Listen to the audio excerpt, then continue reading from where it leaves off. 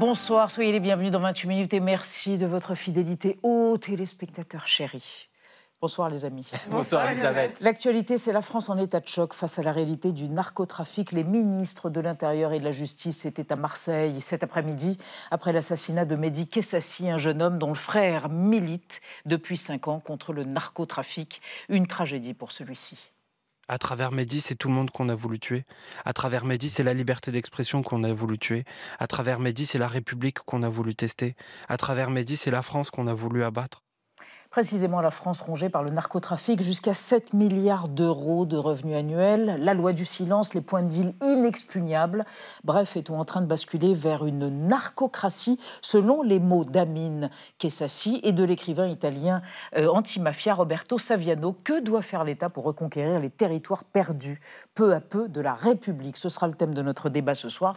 Avant de vous retrouver, Marie Bonisseau et Xavier Mauduit. Alors là, on parle d'un record. Xavier. Ah oui, 230 millions de dollars, même au-delà, c'est le prix d'un tableau de Gustav Klimt vendu à New York. C'est le deuxième tableau le plus cher passé aux enchères. Le premier, c'est le Salvator Mundi, attribué à Léonard de Vinci.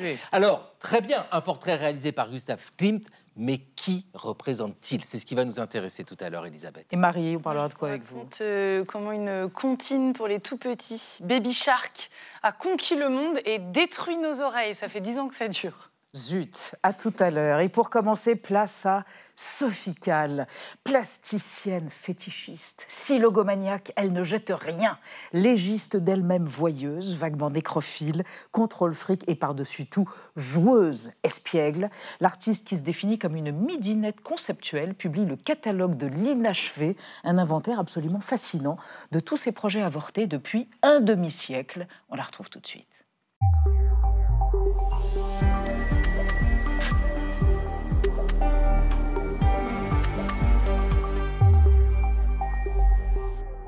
Bonsoir Sophie Calle. Bonsoir. Je vous présente Anna Ndiaye et Benjamin Sportouche que vous connaissez, puisque vous étiez venu il y a 2 ans dans l'émission pour votre exposition Picasso au musée Picasso. 2 ans après, vous revoici avec un livre pour haltérophiles, le catalogue raisonné de l'inachevé, paru aux éditions Actes Sud. Il est merveilleux.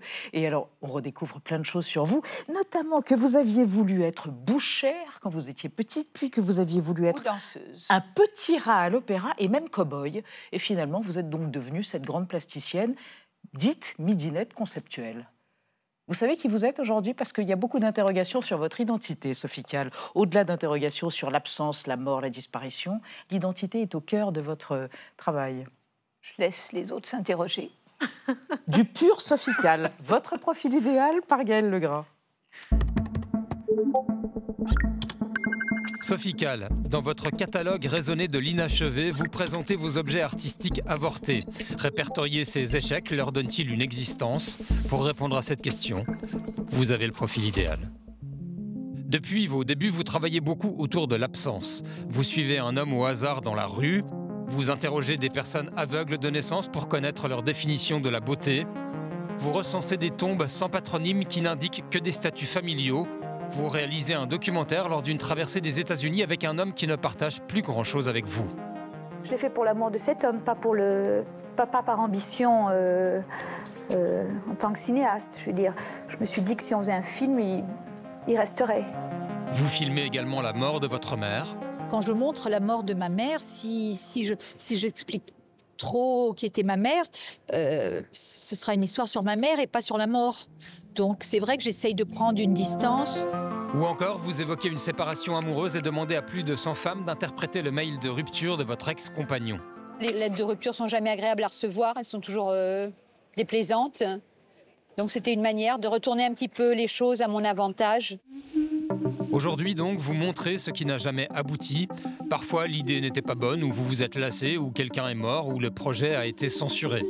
En 2017, invité à créer une boîte collector pour le fromage La Vache qui rit, vous proposez ce portrait avec un taureau qui ne sera pas retenu. Agacé que l'on vous incite à devenir mère, vous envisagez une expo intitulée Sale gosse. Vous commencez à collectionner des photos d'enfants moches et demandez à des mères à quoi avez-vous renoncé ou regrettez-vous. Et puis vous avez 50 ans et on vous fout la paix, alors vous laissez tomber. Ce catalogue comporte une quarantaine de tentatives, d'esquisses, d'intentions restées sans suite. Le composé constitue, selon vous, Une manière de s'alléger, d'achever ses projets dans l'inachèvement et de passer à autre chose. C'était Moïse, le nom du taurillon qui vous lâchait le... Taurillon, non, taureau. Taureau. Solide taureau. Taureau de 600 kilos. Moïse, en effet, oui. Moïse. Il faut toujours lire les remerciements dans les livres. Votre liste de remerciements, Sophie Calle, est absolument passionnante, poilante, cryptique. Et alors, à un moment donné, on lit « Merci à Lucien Lyon, l'homme le plus jeune auquel j'ai donné le sein ». Et là, pardonnez-moi, mais c'est une veste rêveuse. Eh bien, c'est le fils d'un ami très proche à moi. Et quand il est né, ils me l'ont amené. J'habitais dans un hôtel, ils me l'ont amené et j'ai demandé à lui donner le sein parce que c'est quelque chose que je savais que je ne ferais jamais. Et je voulais voir ce qu'on ressentait. La sensation. Voilà. Donc, j'ai donné le sein à ce bébé de 3-4 jours. Formidable. Est-ce que l'inachevé, c'est synonyme d'échec ou au contraire, c'est synonyme d'illimité, puisqu'il s'agit d'un inventaire d'inachevé ça n'était pas vraiment synonyme d'échec, mais d'attente, oui, d'espoir, oui, de doute.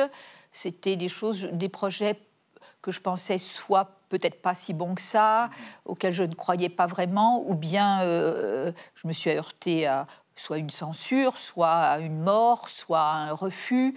Et donc, ils étaient restés en plan, ils attendaient une solution pour en sortir. Et puis moi, il m'est arrivé de faire des projets et de les réaliser 16 ans plus tard. Donc, je me disais, on ne sait jamais, ils étaient peut-être en sursis seulement. Donc, ce n'était pas vraiment de l'échec, mais c'était quand même un poids parce que, avec l'âge qui avance, je sais voilà, mon temps se rétrécit et vous donc, mettez vos affaires en ordre. Et je mets mes affaires en ordre, oui, voilà. Comme on dit chez les notaires. Et puis, c'était vraiment lié à l'exposition du musée Picasso, oui, puisque j'ai tout apporté là-bas. Donc, j'ai apporté ma maison, mes objets, mes affaires, tout. Et j'ai apporté mes projets déjà réalisés, puisqu'ils existaient, ils étaient répertoriés, ils étaient plutôt inventoriés. Et qu'est-ce qui restait chez moi quand j'ai tout enlevé, ôté? Eh bien, il restait des caisses grises avec tous les projets qui attendaient leur heure. Et là, j'ai réalisé qu'il y en avait beaucoup trop pour le temps qui me reste. Donc, les utiliser, les achever dans leur inachèvement, tout d'un coup, ça n'est plus un échec, puisque c'est leur donner vie à des intentions. Dans l'inachevé, Sophie Calle, il y a aussi l'empêchement intime, par exemple, de jeter des lettres. Celle de votre grand-mère maternelle, on va le voir, elle vous demande de le faire. Elle vous dit, chérie, n'oublie pas, jetez ma lettre tout de suite. Et vous le faites. Alors, j'ai caché ce qu'il y avait au-dessus de cette lettre. Elle m'envoyait beaucoup de lettres. Elles se terminaient toutes parce qu'elle était... elle parlait le yiddish et pas vraiment bien le français. Et elle avait honte de ses mots, de sa manière d'écrire, de ses fautes. Mais elle m'écrivait beaucoup. Et donc, c'était très douloureux parce que je ne pouvais pas obéir. Et en même temps, je ne savais pas... je ne pouvais pas jeter. J'étais prise entre ces deux directions. Et là, en cachant le texte, mais en la montrant, parce que moi, je la trouve très émouvante, même ce « n'oublie pas, jeter ma lettre tout de suite », je trouve ça bouleversant. Donc, c'était une manière c'était une solution pour ni montrer, ni jeter. Typique de Sophie Calle. Vous vivez entre Paris et la Camargue, Sophie Calle. On va évoquer la Camargue avec vous et avec Anna, puisque la Camargue pourrait faire son entrée au patrimoine mondial de l'UNESCO. Oui, la Camargue, ce bout de terre de 150 000 hectares qui se déploie dans le triangle Arles, Fos-sur-Mer et le Grau-du-Roi. La Camargue avec ses chevaux, ses taureaux, ses flamants roses, mais qui est aussi une réserve naturelle en danger, à cause notamment du réchauffement climatique, de la montée des eaux et de la salinisation des sols. Alors des bénévoles se sont réunis en collectif pour tenter d'intégrer le patrimoine mondial de l'UNESCO.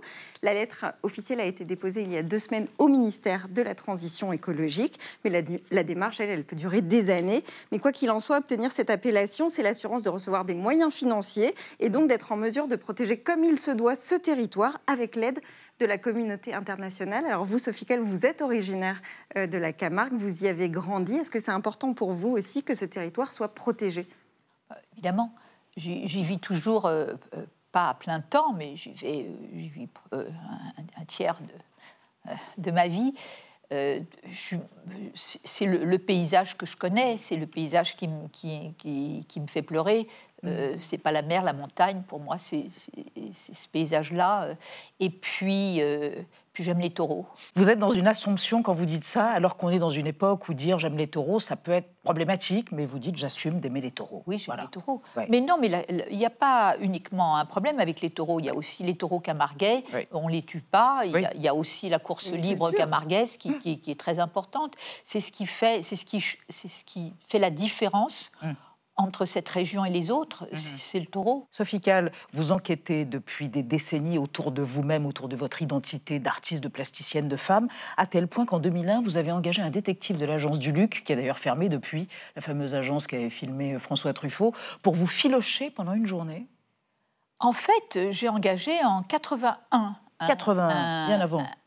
Et en 2001, celui qui est devenu mon galeriste, Emmanuel Perrotin, s'est aperçu que le 16 avril 2001, c'était les 20 ans de ma filature et il m'a fait suivre. Donc en fait, la filature au carré de 2001, c'était assez étrange parce que c'était un peu triste en même temps. Enfin, une fois de plus, le temps qui passe, qu'est-ce qui s'était passé? Oui, depuis 20 ans. Voilà. Oui. Donc c'était un petit peu un bilan. En demi-teinte. L'art, c'est ce qui rend la vie plus intéressante que l'art. C'est une formule paradoxale de Robert Filliou, que vous connaissez, un historien, théoricien de l'art. Vous souscrivez à ça? L'art, c'est ce qui rend la vie plus intéressante que l'art? Ou c'est plus compliqué de faire la plotte? Oui, je ne suis pas bonne pour les phrases comme ça, définitives. Mais en tout cas, moi, l'art, c'est ce qui rend ma vie plus intéressante que la mienne. Que ma vie. Non, que ma vie. Que la vôtre. Merci Sophie Calle. Le catalogue raisonné de l'inachevé, il s'ouvre, il se ferme, il est illimité, votre catalogue de l'inachevé, et c'est chez Actes Sud. Merci infiniment. Avec un clin d'œil à Pierre Aski, un chroniqueur politique, géopolitique qui vient souvent dans l'émission. Il est remercié pour vous avoir plaqué en août. Je n'en dirai pas plus.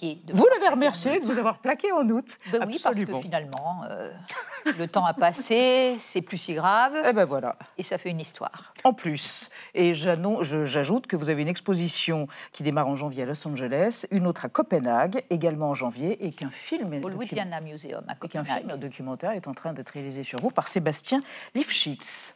Voilà, la vie est longue. Merci Sophie Calle. On va passer à notre débat sur la France confrontée à la violence du trafic de drogue à grande échelle, l'assassinat d'un jeune homme de 20 ans jeudi dernier, Mehdi Kessassi, par vengeance, pour intimider son frère militant anti-narcotrafic, représente une sorte de point de bascule. Gérald Darmanin et Laurent Nunez étaient aujourd'hui à Marseille.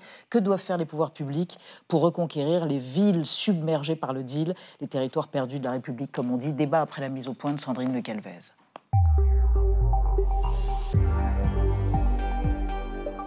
Une marche blanche aura lieu samedi à sa mémoire. Mehdi, 20 ans, voulait devenir policier. Il a été abattu par 2 hommes à moto jeudi dernier, en pleine rue à Marseille.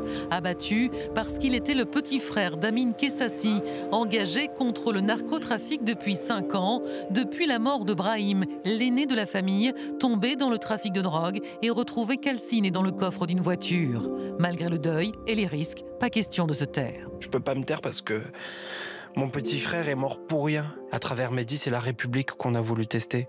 À travers Mehdi, c'est la France qu'on a voulu abattre. Et donc aujourd'hui, on se doit pour Mehdi, pour les autres victimes, et surtout pour Mehdi, on se doit de se lever.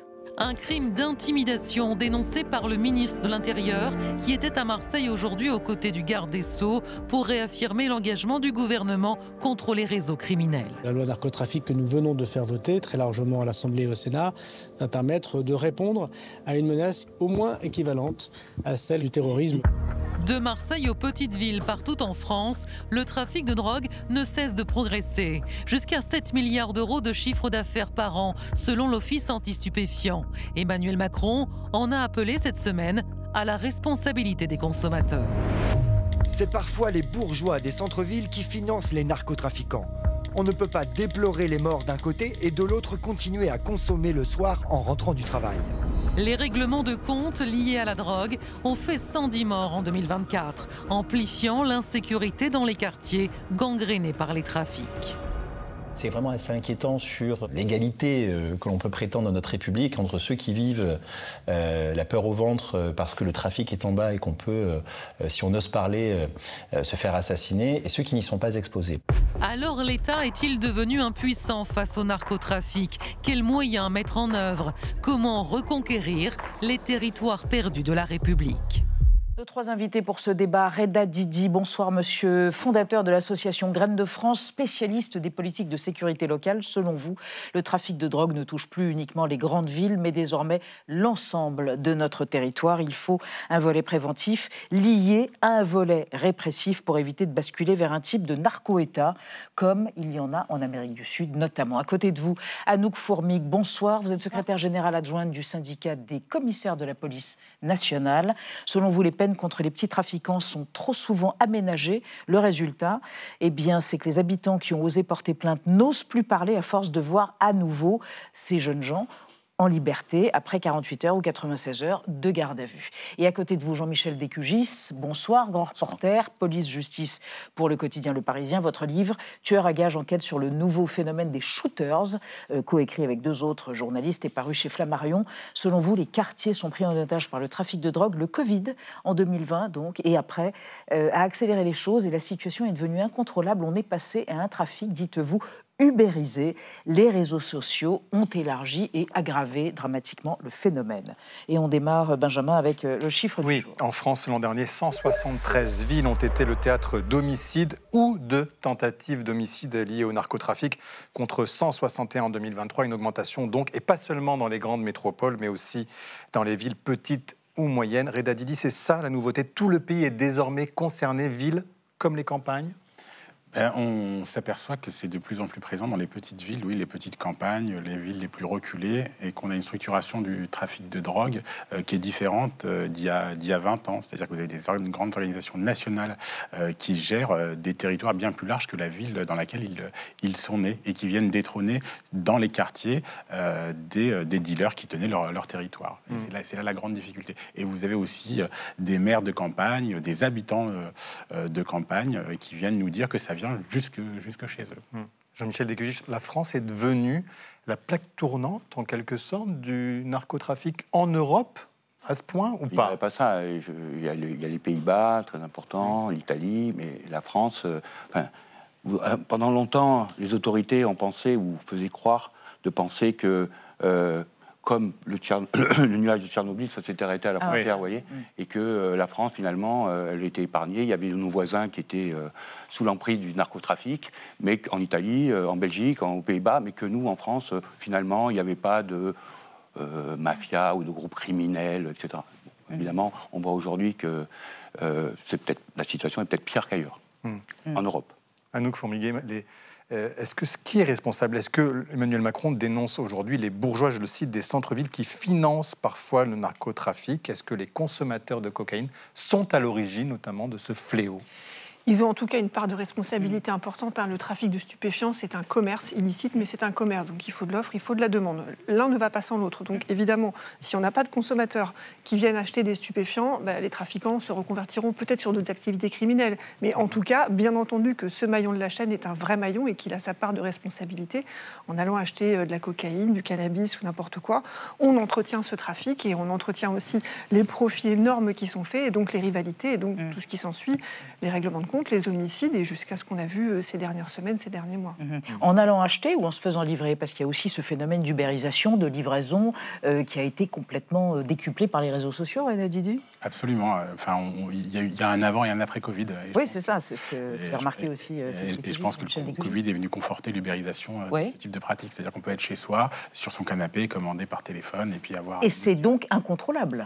Comment est-ce qu'on contrôle les réseaux sociaux de ce point de vue-là? C'est une question difficile.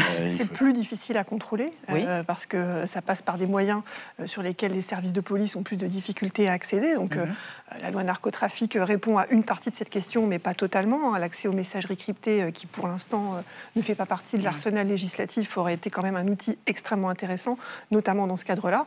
Après, on trouve quand même évidemment d'autres moyens qu'on va le plus possible limiter en termes de révélation, parce qu'ils nous sont très utiles dans les enquêtes. Mais oui, effectivement, cette ubérisation, elle est réelle. Je pense qu'elle a aussi probablement le Covid y est pour quelque chose, l'engagement aussi des policiers sur le terrain, avec un accent mis par la police sur la question des luttes contre les trafics, qui, au bout d'un moment, le harcèlement finit par engendrer des pertes, forcément. Ça paye.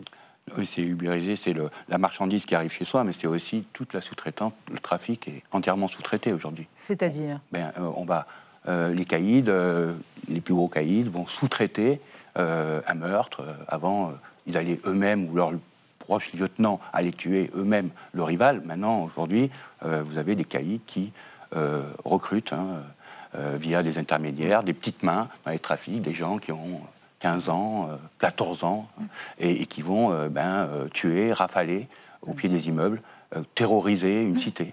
Donc ça, c'est ça. Et puis, en fait, vous avez une criminalité organisée qui est entièrement ubérisée. Pour rien à voir, mais le Louvre, le cas du Louvre, il a été sous-traité. Il y a un cerveau, et puis il y a des petites mains. Reda dit, tout le monde est menacé aujourd'hui par le narcotrafic. On voit que, par exemple, le maire de Marseille a reçu 400 menaces en quelques semaines. Enfin, ça paraît énorme. On a l'impression que ils ont pris le pouvoir sur ceux, notamment, qui nous dirigent, qui ont peur. Ou qui peuvent avoir peur. Alors, je pense qu'on n'est pas encore tout à fait là, on arrive à faire ces étapes-là, mais on n'est pas encore tout à fait là. On peut tout à fait s'en sortir si on y met les moyens, s'il y a une prise de conscience de la descente, mais il y a un changement depuis une vingtaine d'années. Et l'assassinat du frère d'Amine Kessassi, qui est pour moi un assassin... Kessassi était protégé, mais pas le reste de sa famille. Oui, et puis c'est là où c'est un point de bascule, c'est que c'était un militant politique, et que donc ça n'est jamais arrivé dans notre pays. Il était militant écologiste, et à la fois, il militait contre le narcotrafic à cause de l'assassinat de son autre frère. Absolument. Et donc, il y a une forme d'assassinat politique là où on veut faire taire quelqu'un parce qu'il envoie des messages et qui n'est pas du tout lié au trafic, ni lui, ni son frère. C'est-à-dire que tant que ça restait dans le milieu des trafiquants, qu'on avait des morts, on en a toujours eu en France. D'ailleurs, c'est plutôt tendance à baisser. Sauf que là, on a passé un point de bascule. C'est-à-dire que là, on va vers les modèles italiens, on va vers les modèles belges, on va aller vers les modèles des Pays-Bas qui n'est pas du tout notre modèle. Et c'est là où il faut qu'on arrive à tirer le signal d'alarme pour dire stop. Parce qu'on a pris du retard, dans la lutte contre le narcotrafic. On a mis beaucoup de moyens sur le terrorisme pendant des années en France et on n'a plus les moyens de s'y attaquer. On a souvent un temps de retard sur le crime parce que par nature, d'une manière générale, il se commet, et, la police, la justice ensuite enquête, condamne, etc. Donc par nature, on a un temps de retard, on essaie de le limiter au maximum. Mais on a aussi des outils numériques et c'est pour ça que je parlais de la loi narcotrafic qui est un progrès mais à qui manque encore un pas, on va dire.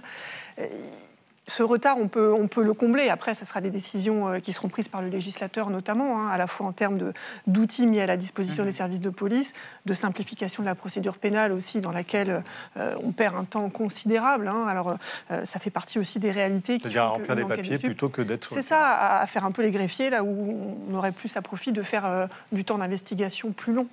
Et puis la loi narcotrafic, on pourra juger un peu de sa pertinence et de son efficacité dans cette lutte dans quelques mois.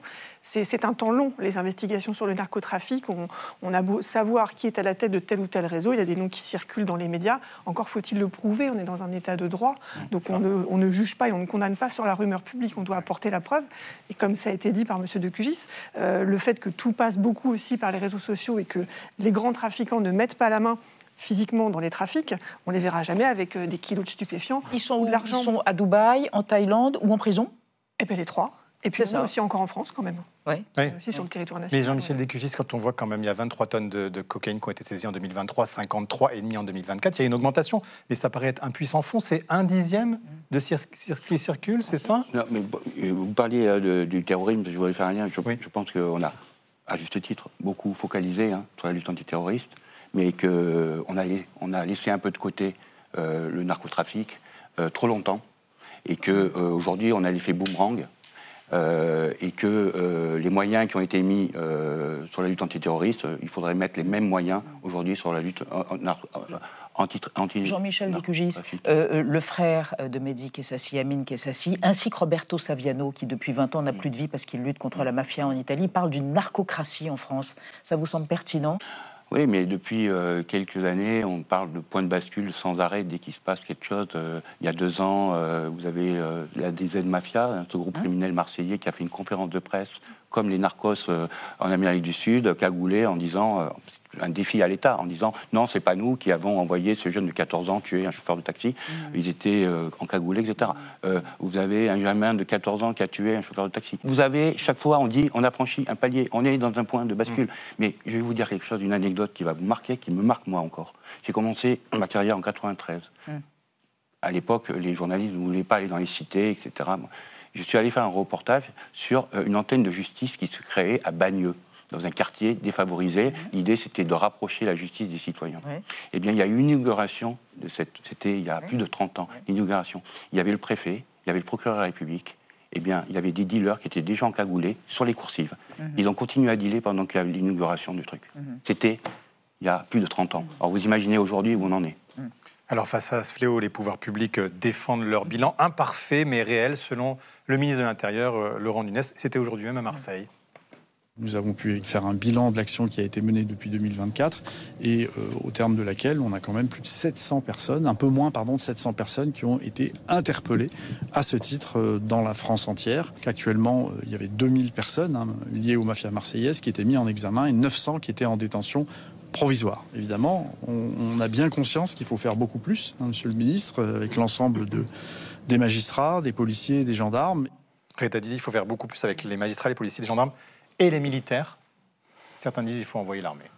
D'abord, je trouve qu'on a une chance d'avoir un monsieur comme Nunez, le préfet, comme ministre de l'Intérieur, qui connaît bien le sujet, qui a été aux manettes à Marseille, vraiment qui a une grande compétence. Moi, je ne crois pas du tout en l'armée. C'est-à-dire que je pense vraiment que l'armée dans les banlieues, cette idée qui a été développée par plusieurs, je pense que c'est un cran inefficace. Je pense qu'il faut rééquilibrer l'action qu'on doit avoir sur le narcotrafic et sur les questions de sécurité qui traversent ces territoires dans leur globalité. Et qu'il faut travailler sur deux jambes, c'est-à-dire sur la prévention et la répression. Et qu'on ne peut pas uniquement baser tout sur la répression, tout sur les caméras. C'est utile, il en faut, mais la prévention, l'information, le lien de confiance avec les habitants, tout ce qui est le continuum de sécurité, dont les éducateurs spécialisés, l'éducation populaire et autres participent. Non, aujourd'hui, c'est là aussi où le bas blesse. C'est-à-dire qu'on en a de moins en moins. Et que sur ces territoires-là, quand vous avez des trafiquants de drogue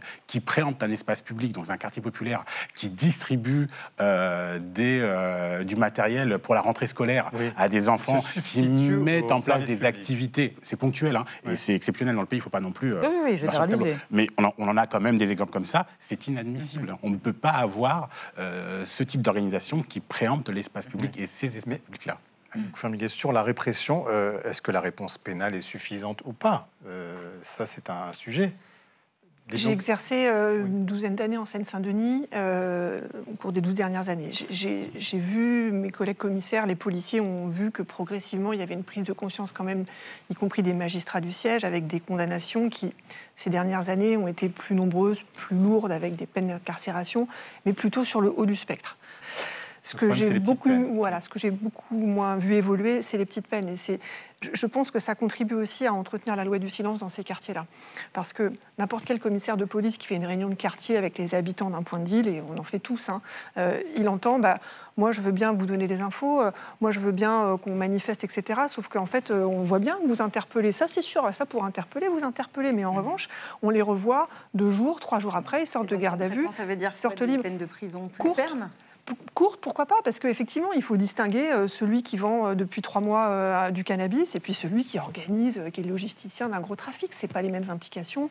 Les condamnations, les infractions sont pas les mêmes. Mais pour celui déjà qui est au bas de l'échelle, oui, effectivement, des peines courtes. Alors, je dis pas qu'il faut immédiatement emprisonner, mais qu'au moins, d'abord, il y a un sursis. Et puis que si le sursis, s'il y a une récidive, qu'il y ait une peine d'emprisonnement, mais quitte à ce qu'elle soit courte. Jean-Michel Descluze, dans la nouvelle loi sur le narcotrafic, il y a un statut sur les repentis. Est-ce que ça peut aider, c'est-à-dire que on aménage leur peine et on leur permet de sortir plus tôt s'ils dénoncent. Est-ce que ça peut être valable au risque de leur vie ? Ça a fait ses preuves en Italie, sauf que nous, on le met en place aujourd'hui. Tardivement. En Italie, ça fait longtemps que c'est en place. Mais encore une fois, on disait l'Italie, oh là, la mafia. Nous, oui, c'est une bonne loi. Est-ce qu'on aurait les moyens de protéger ces repentis ? Après, c'est autre chose. Il va falloir nous donner les moyens. Quand on voit parfois comment a été. Oui, tout à fait. Mais quand on voit, qu'aujourd'hui, on ne peut pas saisir les avoirs des narcotrafiquants, quand on lit ça. Ah bon? Parce que c'est le ministre des Affaires étrangères qui le dit. Il dit qu'il faudrait qu'on puisse saisir les... À l'étranger. Oui, à l'étranger. À l'étranger. C'est déjà compliqué, effectivement, de les saisir en France. Il faut que, là, les choses sont en train un peu de changer. Mais il fallait une condamnation définitive pour confisquer les avoirs jusqu'à... c'est en train de changer. Alors, à l'étranger, vous imaginez bien, et on sait que beaucoup d'argent part à l'étranger. Le narcotrafic, ils ont leur circuit de blanchiment parallèle, des circuits financiers parallèles, une téléphonie parallèle. On va évoquer, vous évoquiez la nécessité qui est prévention-répression. On va évoquer justement la prévention. Reda Didi, vous disiez ça tout à l'heure avec vous, Anna. Et on va se référer aux cours qui sont donnés en Corse, des cours anti-mafia dans les écoles. Oui, dès le mois prochain, parce qu'en Corse, 20 bandes criminelles font la loi. C'est ce que dit la dernière note du CIRASCO, le service d'information et de renseignement sur la criminalité organisée. La Corse est la région la plus criminogène de France, donc ça touche aussi bien le trafic de stupéfiants que le tourisme ou que la politique. Et donc pour lutter contre cette mafia, le rectorat s'est inspiré des méthodes de l'Italie dont on a parlé, qui a déjà 30 ans d'expérience sur le sujet. Et donc le défi, c'est de créer une culture anti-mafia pour éviter que les jeunes ne finissent par tomber dans leur piège. Alors dès le 1er décembre et jusqu'à mi-février, il va y avoir une phase d'expérimentation donc qui va débuter dans les classes de la 4e jusqu'à la terminale avec des cours anti-mafia. Il sera question d'apprendre à identifier les mécanismes de la mafia et surtout déglamouriser l'image du mafieux, car plusieurs associations se désolent régulièrement de voir autant de séries et de films qui valorisent les mafieux, à l'image par exemple du film Scarface ou de séries comme Mafiosa ou Narcos, vous en parliez tout à l'heure. Mais alors qui pour délivrer ces cours sans se mettre en danger? Le rectorat a une réponse, il prévoit des binômes avec un enseignant et un acteur de la lutte anti-mafia. Ça peut être un magistrat, une victime ou un membre d'une association. Et donc si cette expérimentation porte ses fruits, les cours seront généralisés dès le 3e trimestre 2026 avec un volume de 20 à 30 heures par an. Reda Didi, est-ce qu'il faudrait imaginer un dispositif adapté au narcotrafic dans des villes, par exemple, comme Marseille, Grenoble, ou toutes les villes d'Hexagone qui sont gangrénées par le narcotrafic aujourd'hui? Moi, je trouve que c'est une initiative intéressante. J'aimerais avoir le bilan de cette initiative que vous venez de présenter. Après... Ça a fonctionné en Italie. Oui, j'imagine. Après, ce que je me dis, c'est que les territoires ne se ressemblent pas. Justement, ce qui est vrai à Marseille... un dispositif adapté. Ce qui est vrai à Marseille n'est pas vrai à Brest, n'est pas vrai à Sarcelles, n'est pas vrai à Grenoble ou à Avignon. En fait, et qu'il faut pouvoir permettre aux uns et aux autres, au niveau local, de pouvoir expérimenter des choses et de leur mettre à disposition des outils, des bonnes pratiques sur lesquelles ils puissent venir piocher, qui seraient gérées par le national. Mais oui, je pense qu'il faut aller vers ce type d'action. Nous, on mène des actions de rapprochement et de remettre du lien de confiance entre les habitants et la police, entre les jeunes et la police. Je pense qu'il faut déjà commencer par ça. C'est-à-dire que je pense que, vous avez dit qu'il faut éviter de glamouriser la mafia, mais il faut peut-être reglamouriser la police parfois. Vous voyez ce que je veux dire? Il ne faut pas la reglamouriser aussi. Il y a tellement de jeunes déscolarisés qui se disent « je peux gagner… » Combien il gagne d'ailleurs un gamin de 14 ans qui va… Alors, ça dépend. Au lieu d'être au lycée ou au collège? On parlait d'ubérisation. Oui. Il y a les gamins de 14 ans qui sont plutôt des locaux, donc qui vont gagner à vendre du cannabis, par exemple, entre 80 et 100, 150 euros sur un créneau horaire de 8-10 heures à peu près. Mmh. Et puis, on a vu ces dernières années aussi le recours aux mineurs étrangers non accompagnés, les mineurs isolés, du même âge, qui, eux, n'ont pas un système familial qui les protège un minimum, qui n'ont pas de toit, qui n'ont pas d'argent, qui n'ont rien pour manger, et donc qui acceptent des salaires beaucoup plus bas.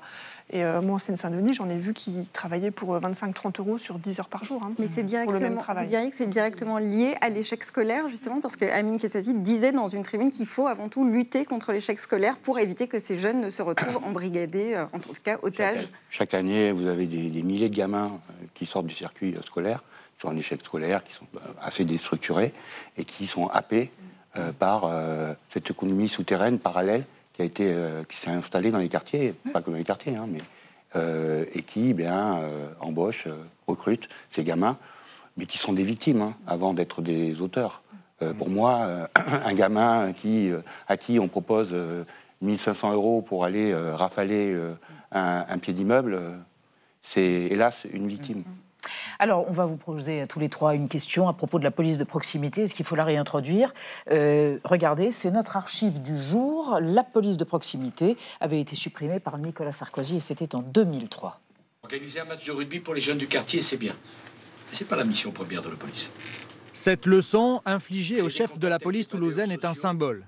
Nicolas Sarkozy l'avait bien préparée, elle annonçait déjà un changement de cap. La mission première de la police, l'investigation, l'interpellation, la lutte contre la délinquance.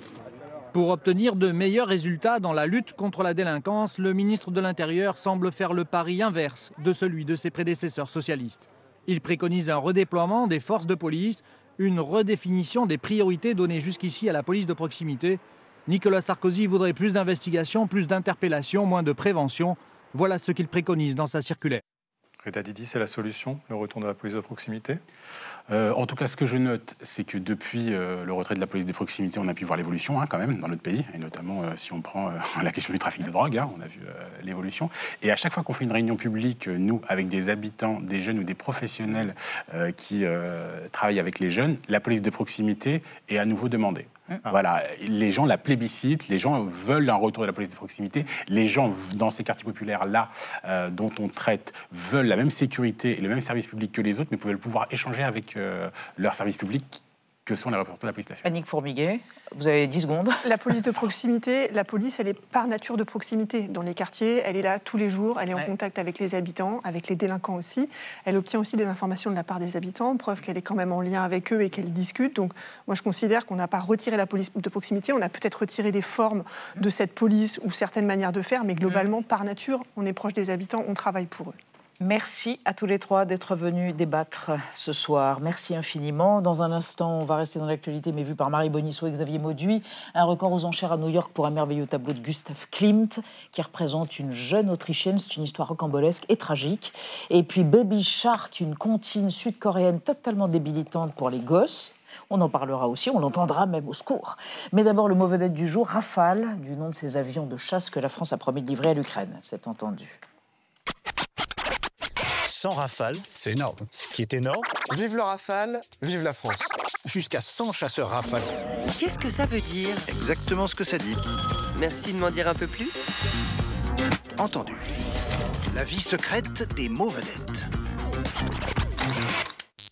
Rafale, dérivé du vieux français safalé, qui se dit d'un navire poussé sur la côte par le vent, désigne un violent coup de zef ou une salve de tir, et depuis 1986, un célèbre avion de chasse français. Lundi 17 novembre, les présidents français et ukrainiens ont annoncé la signature d'un accord portant sur la vente de 100 Rafales à l'Ukraine. D'après son fabricant, le Rafale est modestement le meilleur avion de combat du monde. Couteau suisse aéronautique, il est apte à toutes les missions en un seul vol sans passer au garage. Reconnaissance, combat aérien, bombardement de précision, soutien au sol, guerre électronique, attaque navale, frappe nucléaire stratégique. C'est pratique. Réputé pour son extrême maniabilité, le Rafale est pourtant un gros piaf de 10 tonnes qui embarque 9 tonnes de matos, réservoir et bric-à-brac létal. Disponible selon les caprices du client en version chasseur, biplace ou marine, il décolle depuis une base terrestre ou un porte-avions et peut en un voyage aller faire de la purée de djihadistes au Mali et revenir. En service dans l'armée française dès 2002, au feu depuis 2007, le Rafale était invendable à l'export car inapte au combat contre le lobbying des États-Unis. Mais en 2015, le satrape d'Égypte, escagacé du soutien américain à géométrie variable, en devient le premier client étranger, ouvrant la voie à une pluie de commandes mondiales, 507 à ce jour. Un carton. Envisagé pendant la guerre froide, conçu dans les années 80 avec l'idée de remplacer 7 avions de combat différents, bêta-testé en 1986, le Rafale est d'abord brocardé comme gouffre à milliards, avant que la chute du mur ne le rende carrément superflu. Mais au XXIe siècle, à la faveur des nouveaux brasiers géopolitiques, du Rafale, le monde raffole. Excellent, Thibault Nolte. Rebonsoir, Madame Bonisseau, Monsieur Mauduit. Vous allez bien? Ça va et vous? Fort bien. Alors, on va évoquer avec vous, cher Xavier, le portrait d'Elisabeth Lederer, quel beau prénom, de Gustav Klimt, qui a été vendu 236 millions de dollars mardi aux enchères. Deuxième œuvre la plus chère aux enchères après le Salvator Mundi. Attribué. Oui, d'un certain De Vinci. Racontez-nous l'histoire de cette jeune Lederer. Incroyable histoire. C'est en 1914 que Gustav Klimt commence le portrait de cette jeune femme, Elisabeth Lederer. Alors, elle a 20 ans. C'est la fille de ses mécènes, Auguste et Serena. Grande famille de la Vienne impériale, très fortunée, famille d'industriels. Et puis collectionneur, bien sûr. Mais alors, collectionneur des artistes les plus novateurs du moment. Ça, c'est passionnant hein, de voir qu'il s'intéresse à l'expressionnisme avec Egon Schiele, qu'il s'intéresse à la sécession viennoise avec Gustav Klimt. Et donc, tous les membres de la famille vont se faire portraiturer comme ça par ces grands artistes. Vous aviez des heures de pause, oui, non? Oui, alors des heures de pause. Et puis, dans le cas du portrait d'Elisabeth par Klimt, on a une description absolument terrifiante de ce qui se passe. C'est-à-dire que Klimt enrage, il n'y arrive pas, il s'énerve, il envoie des jurons absolument pas possibles. Il n'est pas content de son travail, il n'est pas content, puis ça dure au bout de 2 ans. Donc on est maintenant en 1916. Zerena, donc la mère du modèle, la mécène, n'en peut plus. Elle se rend chez Klimt. Elle prend la toile. Elle dit, c'est pas grave si c'est pas fini. Non, mais c'est absolument sensationnel. Vous voyez, ces relations. Mais là, c'est presque quelque chose d'intime qui se noue entre l'artiste, entre ses mécènes. Cette famille, pour vous dire, Elisabeth appelle Gustav Klimt mon oncle. Il a presque l'âge de son père. On est dans un moment d'effervescence absolue de la société viennoise et puis même de la création artistique. C'est sensationnel, ce moment-là. Et ça se termine en drame. Hein. Bah oui, parce que August Lederer meurt en 1936 et 2 ans plus tard, l'Allemagne nazie envahit l'Autriche et pour cette famille, c'est une véritable catastrophe et une menace absolue. Ils sont juifs, tout simplement. Et donc là, il faut essayer de se sauver. Les collections sont prises, d'ailleurs. Alors, à noter, pas tout, parce que les nazis laissent les portraits. Ils ne veulent pas avoir représenté des personnes juives. Ça ne les intéresse pas, ça. Et en tout cas, pour Elisabeth, pour se sauver, fuir la menace, elle trouve un subterfuge fou et sensationnel. C'est-à-dire qu'elle déclare qu'Auguste n'est pas son père. Son père, c'est Gustav Klimt. Et ça concorde sur les dates, mais surtout, Serena, la mère, valide ça? Valide, elle le valide par écrit. Alors évidemment, c'est complètement faux, mais en tout cas, ça permet à Elisabeth de traverser la guerre. Elle meurt en 1944 de maladie. C'est une histoire qui nous fascine, bien sûr, et ça fait partie de l'histoire de ce tableau. Ça explique aussi le prix, parce que 236 millions de dollars, il y a l'aspect esthétique, et on le sait bien, Klimt, c'est remarquable. Il y a peut-être aussi un peu de spéculation, on peut y réfléchir, mais c'est surtout parce que ce tableau évoque ce monde d'hier. Vous savez, le titre du roman de Stefan Zweig, écrivain viennois, ce monde d'hier, ce monde avant que tout bascule, avant que le fascisme, le nazisme envoie tout valser. Merci Xavier. Marie, alors un studio d'animation sud-coréen a fait fortune avec une comptine, une rengaine, une scie bibi, comment ça s'appelle? Baby Shark. Ah oui, Baby Shark. Ben voilà. Ils viennent d'entrer en bourse, le studio. J'ai beaucoup hésité avant de vous donner cette information économique et boursière, parce que d'un côté, l'épopée de Baby Shark est assez folle dans sa viralité très contemporaine, donc j'avais envie de vous le raconter, mais de l'autre, ça nous oblige à écouter pour commencer cette comptine.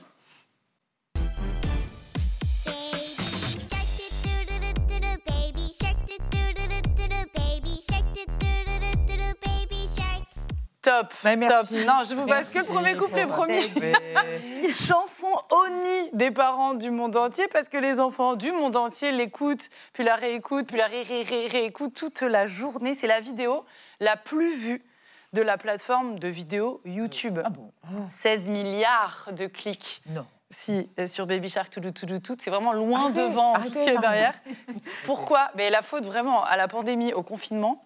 C'est en 2020 que cette vidéo est devenue numéro 1 dans le monde entier, alors qu'elle était déjà vieille de quelques années, mais vous le savez, pendant le confinement, il y a beaucoup d'enfants qui ont regardé des vidéos à défaut d'aller à la crèche. Alors évidemment, le studio coupable de ce qui se passe, c'est un studio sud-coréen qui s'appelle Pink Fong, qui est spécialisé dans les contenus, ils disent que c'est des contenus éducatifs et d'éveil pour les tout petits. Bon voilà, vous avez vu ce que c'est. Eux se frottent les mains parce que ça n'a rien coûté de faire ce petit clip. En fait, c'est une mélodie, ce sont des paroles qui sont libres de droit. Si, c'est vraiment une mélodie, puisque c'est bien entêtant, mais c'est libre de droit, c'est du folklore. On pense que ça vient des colonies de vacances aux États-Unis. C'est totalement tombé dans le domaine public. Alors, il y en a qui disent, personne ne sait d'où ça sort vraiment, mais il y en a qui pensent que ça date des Dents de la Mer, la sortie des Dents de la Mer au milieu des années 70. De Spielberg, voilà. Et donc, parce que voilà, ce serait un requin en allusion à ça. Et c'est vrai que dans les paroles originales de cette comptine, le nageur finit avec un bras en moins, voire totalement dévoré. Bref, quoi qu'il en soit, cette chanson, elle est vraiment à tout le monde. Et donc cette vidéo de 90 secondes sur YouTube est devenue une mine d'or parce que déjà c'est une plateforme qui rémunère les vues, il y en a eu des milliards, mais aussi et surtout parce qu'évidemment il y a eu des produits dérivés. Il y a eu des requins en plastoc avec des piles qui chantaient Baby Shark dans toutes les baignoires du monde. Il y a eu des livres, il y a eu des applications pour les smartphones, des peluches évidemment, et même une tournée de concerts Baby Shark. Mais si, l'enfer. Alors, c'est devenu un tel phénomène culturel que ça a fini, on l'a entendu, dans des manifs au Liban, dans des stades, évidemment, et puis même dans la rubrique faits divers. Il y a des matons d'une prison dans l'Oklahoma qui ont fait scandale parce qu'ils ont forcé des détenus pendant 2 heures à écouter cette comptine en boucle. Ils ont été poursuivis en justice pour cruauté. Si, je vous jure, le studio, mais vraiment, le studio Pink Fong, donc c'est l'actu, vient de faire une entrée, c'était mardi, en bourse, à la bourse de Séoul, entrée réussie. L'entreprise, désormais, est une multinationale, mais comme quoi ça sert de faire chanter les gamins. Ils ont 3 bureaux, un au Japon, un en Corée, un à Los Angeles. Ils ont plus de 300 salariés.